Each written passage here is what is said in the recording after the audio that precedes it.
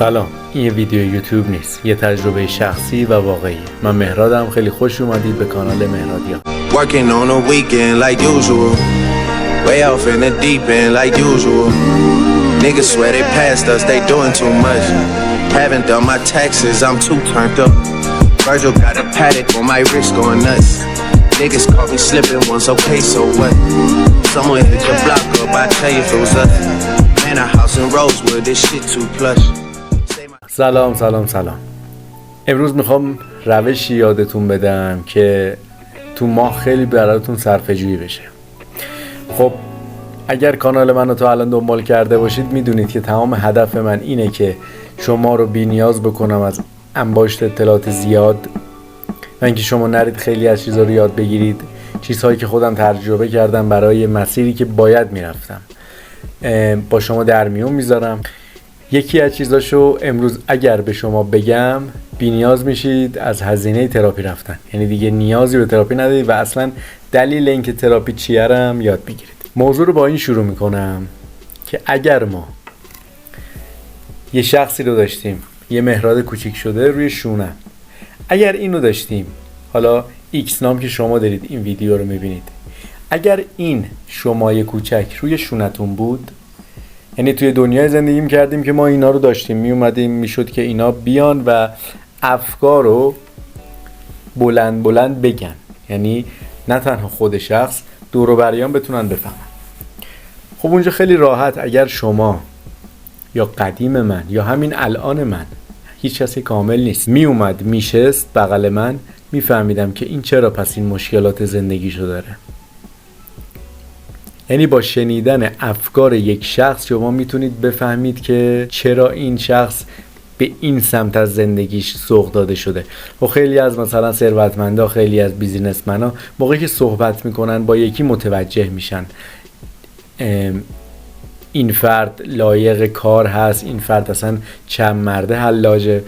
ما دقیقا این افکار حکم اون شخص، اون صحبتی رو داره که ما با یه بیزینسمن میکنیم. ولی مشکل اینه که ما نمیشنویم خیلی موقع از این صحبت ها رو.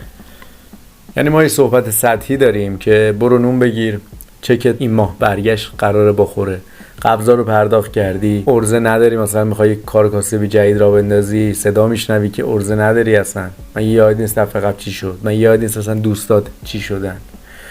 یه میخوای بری توی رابطه جدید، میگن مگه نمیبینی چه وضعیه. این صحبت سطحیه. ما درباره این صحبت نمی کنیم. صحبتی که عمیق باشه. شما موقعی که میرید با یه بیزینسمن توی جلسه صحبت میخواید بکنید، از این صحبت که نمی کنید. میرید تو مغزتون عمیق ترین و بیشترین چیزایی که تا الان تو زندگی یاد گرفتید و یه جوری قالب بندی میکنید که بتونید صحبت بکنید. ما تو نقش همون بیزینسمنیم که داریم به اون فرد گوش میدیم. خب برای چی گفتم ما نیاز به تراپی نداریم؟ چون تراپی هیچ کاری نمیکنه. تراپی یه کار مهم البته میکنه ها، اینی که گوش میکنه به حرف شما، یعنی شما رو وادار میکنه به حرف زدن.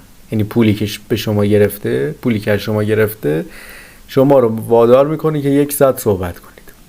من تجربهشو 2 بار کلا توی زندگیم داشتم و موقعی که دیدم تنها راه حل اینه و هیچ فایده‌ای واسه خودم نداره، رفتم خودم سراغ راه حلش و الان میخوام از طریق همین ابزار به بقیه هم کمک بکنم. پس شما به خاطر اون پول 1 ساعت حرف میزنید، یعنی 1 ساعت عمیق‌تر میشید، این شونه ظاهر میشه، صحبت میکنید و اون فرد مینویسه. پس این صحبت‌ها و صحبت‌های سطحی فرق داره. خب حالا این صحبتایی که ما میکنیم، مثلا اینکه ارزشو نداری، یا مثلا صحبت‌های سطحی رو ما چجوری یاد گرفتیم؟ اول من توی همه ویدیوها ریشه‌ای تا جایی که بتونم ساده سازی یه چیزی رو مطرح میکنم تا اونقدر مغز شما غریب نباشه، چون مغز که میدونید هر چقدر شفاف باشه میتونه با یه راه حل کنار بیاد. پس راه حل آخر کلیپ بهتون میگم. اینا رو از کجا ما یاد گرفتیم؟ یا تقلید پدر و مادرمون، یعنی به خاطر یادگیری از رفتار اونا ما این کاری کردیم. دومیش قضیهش ارثه، یعنی چیزی هم نیست که حتما ما بتونیم کاری انجام بدیم، ما بعضی موقع کاره نیست. سومین قضیهش تجربه شخصیه. مثلا ما یک بار یه اتفاقی برامون افتاده، یه ترومایی به دست آوردیم که این صحبت‌های سطحی از اونجا نشد میاد. توی ویدیو قبل خیلی مفصل تر از این ویدیو درباره این صحبت کردم که ما یک سری جعبه هایی داریم. اگر برنامه نویس باشید خیلی واضح تر میتونید اینو متوجه بشید. موقعی که یه شخصی داره برنامه نویسی میکنه، حالا من برنامه نویس نیستم ولی اینو تونستم ازش برای زندگی خودم به کار ببرم. یه جمله من دارم اینجا الان صحبتش شد بگم، این که من میگم همه چیز جلوی چشممونه، فقط کافیه چشممونو جوری بتونیم باز بکنیم، روی خودمون کار بکنیم، چشم کار بکنه تا بتونه از تمام نشانه های دنیا یه چیزی بگیره. یعنی من از برنامه نویسی که توی پست اینو دیدم یه چیزی یاد گرفتم، اصلا ربطی به این موضوع نداره. ولی شما وقتی که ذهنتون کلیدش باز شده باشه، همه چی و هر جوری که به نفع خودتون هست و میگیره. خب تو این چی میگه؟ تو این برنامه جعبه نویسی میگه که شما تعریف باید بکنید یه سری چیزها رو. ما با این صحبت ها میخوایم به اون جعبه ها برسیم، به اون که از این جعبه سطحی ذره بزنیم کنار و اون جعبه اصلی ها که داره زندگی ما رو، اون 95% که داره زندگی ما رو بالا پایین میکنه، ما بتونیم اونا رو پیدا بکنیم. خیلی موقع مثلا میگید دیگه این جعبه میدونم، حتی یعنی مقاومت هم مغز داره که مثلا این جعبه پدر مادرت فلان، همه اینا رو میدونه، ولی یه جا دیگه میرسه که میگه این جعبه دیگه به سنتون نمیخوره. یعنی اگر شما دارید وضعیت بیپولی رو تجربه میکنید، دیگه ذهنتون میگه حالا اینا رو داری، اینا رو تروما رو داری، دیگه بذار کنار، این جعبه دیگه وقتشه که دیلیت بشه. ما میخوایم به این سنه نرسیم. یعنی مثلا 40 سالتون شده، شما تازه میفهمید که مثلا این کاری که 20 سال پیش میخواستید انجام بدید و میتونستید و انجام ندید. ما میخوایم خودمون رو مجبور کنیم و مجبور کردن همیشه با انرژی همراهه و درد. پس انرژی زیادتری مصرف میکنه تا ما بخوایم به اون جواب برسیم. خیلی موقع شده این صحبت‌های شما سطحی رو میشنوید ولی باورش هم میکنید، ولی یه چیزی که همون یک چیز نجات دهنده تمام کسایی مثل من و شماست، اینه که یه پس زمینه ای از سرش میگه این درست نیست. یعنی طرف ایده ای نداره، یعنی میگه من هیچ ایده ای ندارم، همش هم دارم این صحبت رو میشنم، ولی یه نوری شبیه تشبیه کنم، یه نوری داره اون ته جعبه ها تمام کار ما اینه که اون نوره رو اولا، اون قایقه که تو اون ویدیو گفتم، این آروم بشه، اون نوره رو بتونیم ببینیم. حالا که اون نوره رو تونستیم ببینیم، خودمون رو قوی کنیم از نظر ذهنی که بتونیم توی این موانع تا رسیدن به اون جعبه رو ما بتونیم پیش بریم. حالا مرحله دارم میگم، بعدش میتونیم جعبه رو باز بکنیم و تغییر دیدگاه رو بدیم. یکی از چیزایی که میتونه این کار رو برای ما رقم بزنه صحبت با خود آدمه. یه مثال میزنم، شما فکر کنید که یه ماهی هستید، یه ماهی جوان کجا داره حرکت میکنه؟ تو آب. یه ماهی پیر رو میبینه، ماهی پیر میگه امروز آب خیلی مثلا خوبه، دماش خوبه. اینا میگن که اصلا آب چیه؟ اصلا ببینید برای کسی که داره زندگی میکنه مثل هوای ماه، ما هوا رو نمیبینیم. فکر کنید یه نفر بیاد بگه امروز هوا مثلا این شیپ و این شکل رو گرفته، همینقدر تعجب برانگیزه واسه ما.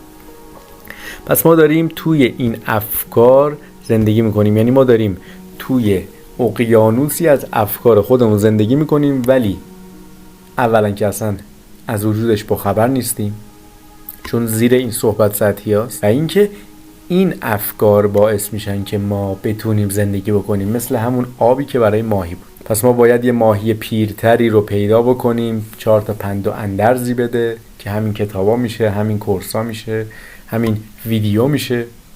ما باید سعی کنیم که یه فکر غالب بسازیم، یعنی این فکرای سطحی رو بذاریم کنار.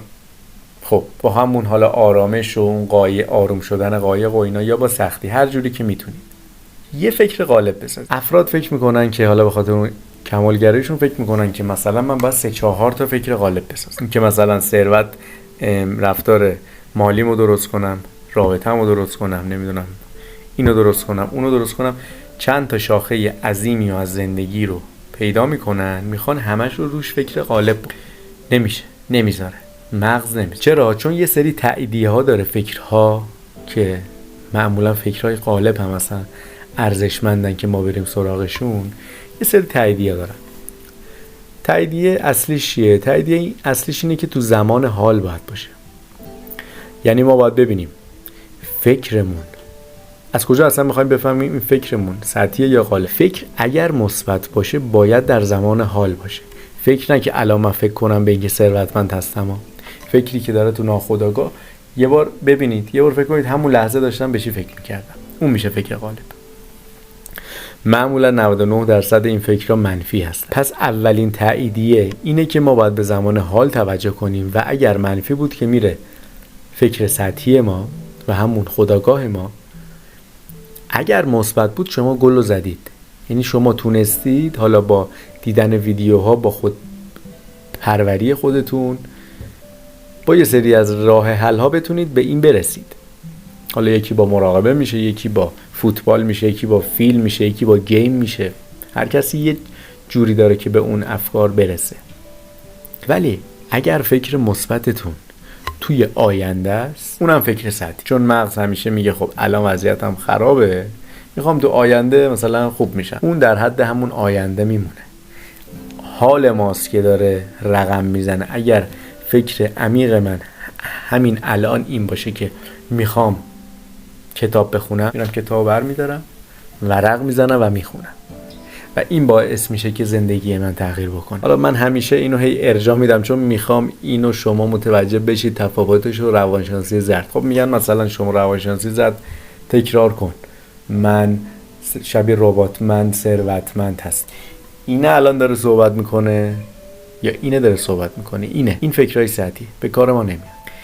فکر وجود نداره. من توی یکی از ویدیوها گفتم فکر مثل، اصلا فکر باید بی وزن باشه. فکر نباید حالت لفظی بگیره با خودش که من بگم من این فکر رو دارم که بخوام ثروتمند بشم. این فکر نیست، این یه توی حالت ماده میاد و این ماده دیگه تاثیرشو نداره. باید تو مغزمون ما به صورت بک‌گراند این پلی بشه.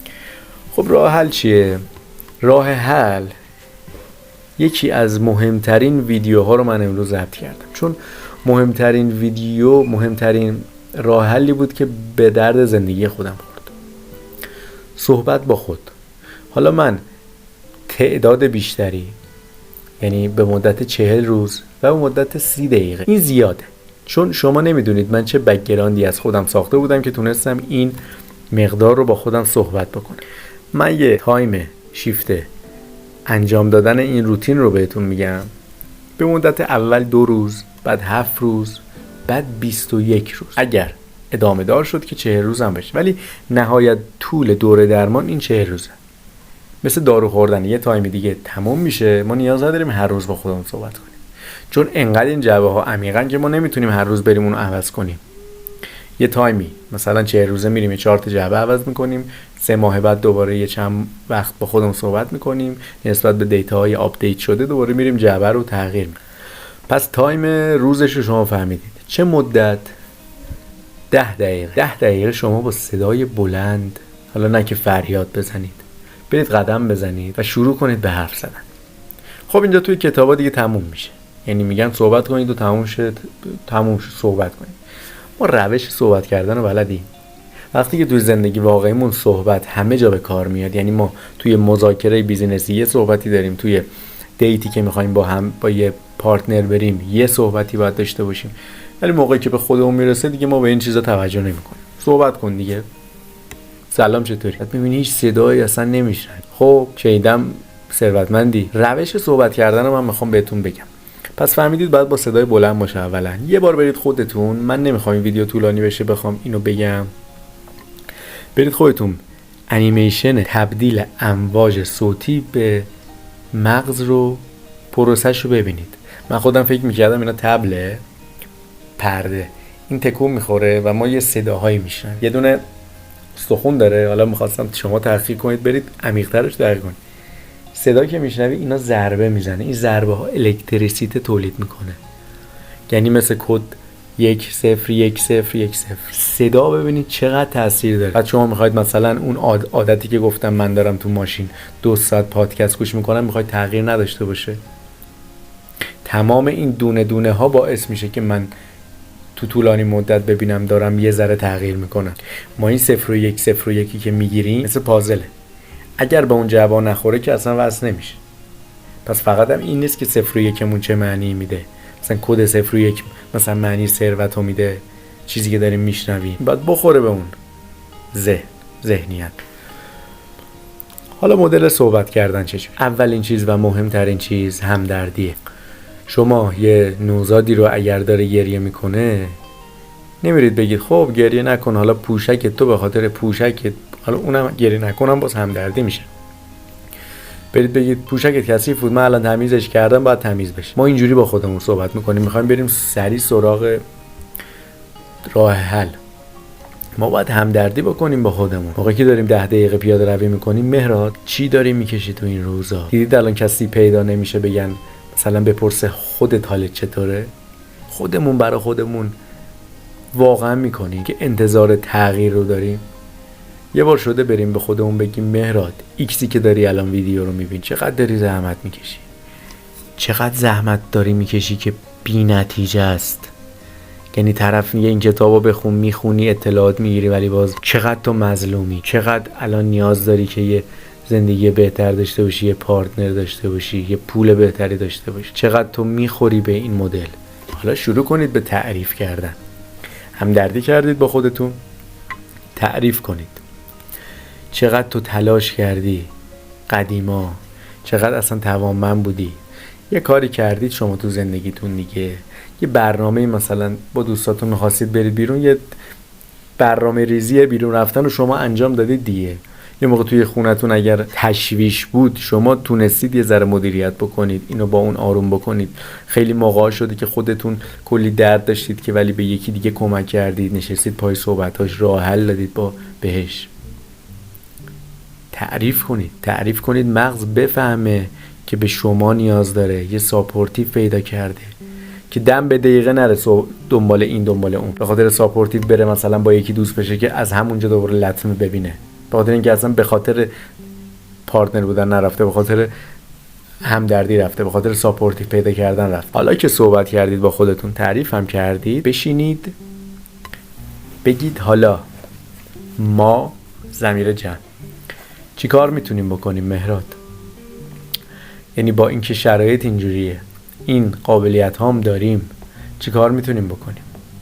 برید 10 دقیقتون تموم شد، دنبال نتیجه نباشید. 10 دقیقتون تموم شد دیگه، گفتم 10 دقیقه صحبت کردید، خداحافظ، فردا خداحافظ، 7 روز بعد خداحافظ، 21 روز بعد. کم کم مغز اول مثل یه بچه‌ای که داره گریه می‌کرده 3-4 روز اولش که میره سمت اون، چون داشتی گریه می‌کرده دوباره 4-5 روز همدردی کنید تازه گریهش بهم میاد. بعد شروع میکنه به جمع‌آوری اطلاعات، بعد شروع میکنه به تجزیه تحلیل و بهترین جوابو به خودتون میده.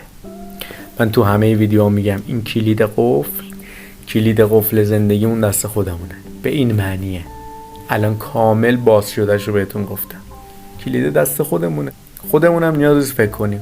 اگر دیتا بهش بدیم، اگر ساپورتیوش باشیم، خودش یهو پیدا میکنه. یهو نشستی راه حل اومد، این کاره چقدر خوبه من برم انجام بدم. حالا کار بیزینس منظورم نیست، مثلا شروع کنم اتاقمو جمع کنم. پس ما باید این نوزاد خودمون رو بغل بگیریم. نوزاد که میدونید از طریق بوی بدنم حتی متوجه میشه، از طریق ارتعاش حس بدنم ارتعاش صدا متوجه میشه. یعنی اگر بچه رو میخواید آروم کنید اول خودتون آروم باشید، وگرنه اگه با استرس و حالا از طریق اون استرسی که یه بوی خاصی هم ترشح میشه که بچه میفهمه، فایده ای نداره. یه مثال دیگه میزنم سریع از این قسمت رد شیم. اینه که مثلا شما میرید باشگاه، طرف میره باشگاه، اول با خودش همدردی میکنه، میگه که آره دفعه قبل اومدی رفتی، اشکال نداره، سختی داشتی میکشیدی، تحت فشار بودی، هزار تا داستان، هزار تا همدردی. حالا تعریفی هم که میکنه میگه یهو نمیره مثلا بگه تعریف کن خیلی آدم قوی بودی بری یهو 300 کیلو پرستینه بزن. میگه خب آدم قوی هم هستی، نسبت به گذشته من دیدم مثلا 40 کیلو زدی، حالا به نظر چیکار کنیم؟ دفعه قبل 40 کیلو زدیم رفتی، بهتر نیست مثلا 20 شروع کنیم؟ اصلا چیکار بکنیم؟ خودت هم نگو، خودت هم راه حل نده. به نظر چیکار کنیم؟ یه ذره میگردی، حوازه میری، یه ذره تو باشگاه میچرخی، یهو یه دونه دستگاه رو میبینی میری. خب این دیدنه، تمام هدف من اینه که بفهمید ما اگر روی چیزی قفل میشیم تو زندگی بفهمیم این برای چی قفل شدیم. اگر من یه نفر تو خیابون ول کنم، یه نفر دیگه هم تو خیابون ول کنم، این چرا میره اینوری میره اینور؟ چی داره اینا رو میکشونه؟ که اینجا بحث فلسفی میاد جلو، خدا و اینا. پس راه حل درون خودتون. من یه بار توی ویدیو گفتم راه حل استرس یک بار تنفس عمیقه. چرا این کار رو انجام نمیدیم؟ نه که سخته، نه که راه حل پیچیده‌ایه، نه که نیاز به پول داره. این که مغز به خاطر اینکه اولا با شما همراه نیست، به خاطر اینکه همدردی نکردید، باهاش ساپورتیوش نبودید، یه کاری میکنه یادتون بره، یه جوری لج میکنه باهات. برای همینه که میگم ما به راه حل جدیدی فوق العاده نیاز داریم. راه حل جلو پامون. مهم اینه که شما رو نمیذاره صحبت بکنید، نمیذاره صحبت بکنه اون تا یادآوری بشه به شما. شما اصلا روش راه حل استرس رو میدونی ها؟ هر روز میری توی گوگل سرچ میکنی روش‌های درمان استرس، یه چیزی هم پیدا میکنی، فردا دوباره یاد میره، 2 روز بعد دوباره یه چیز دیگه سرچ میکنی. برای همین مثلا موقعی که میاد مثلا میگی من استرس داشتم، چرا اونجا این کارو نکردم، چرا یه بار حداقل نفس نکشیدم. ایناست که دارم. پس ما بشینیم توی ماشینمون بگیم من قدرتمند هستم، نه بگیم مهراد میدونم فلان بهمانه، ولی یادت یک بار اون کار خوبو کردی تو مدرسه، تو دانشگاه، تو محل کارت، پس تو آدم قدرتمندی هستی، میتونی دنیا رو تغییر بدی. دنیا رو میتونی تغییر بدی. حالا دنیا بستگی به ظرف طرف ممکنه اتاقش باشه، ممکنه خونهش باشه، ممکنه منطقهش باشه، ممکنه کسی باشه که از نیویورک، داشتم پادکستی رو گوش میدادم، از نیویورک برای افراد محروم توی سیستان بلوچستان داره تجهیزات میفرسته، لپتاپ میفرسته، برنامه نویسی بهشون یاد میده، کار بهشون یاد میده. اونجوری هم میتونی در اون اشل هم میتونی دنیا رو تغییر بدی. ولی مهم اینه که تو میتونی دنیا رو تغییر بدی. من به اینکه اینو الان نمیتونم تغییر بدم باور ندارم. چجوری میخوام دنیا رو تغییر بدم؟ ایناست که میره تو سلف تاک، میره تو صحبت. این باید انجام بشه. چیکار کنیم؟ به نظرت انجام بدیم؟ ندیم؟ چه خبر؟ چیکار کردی؟ فردا چیکار میکنی؟ ممنون از نگاه پرمهرتون، گرمتون که تا اینجا دیدید. اگر کسی رو میدونید که نشخوار ذهنی داره، براش ویدیو رو بفرستید. اگر کسی میدونید که اصلا صحبت نمیکنه با خودش، براش بفرستید. تمام تلاش و هدف من اینه که یک قدم بیشتر خودمون رو دوست داشته باشیم. همش همین. من برای خودم هدف چیدم که باید این کارو بکنم. یک نفر هم از این ویدیوها استفاده بکنه، من هدف خودم رو انجام دادم. دنیامو انجام، دنیا رو تغییر. ممنون. خدا.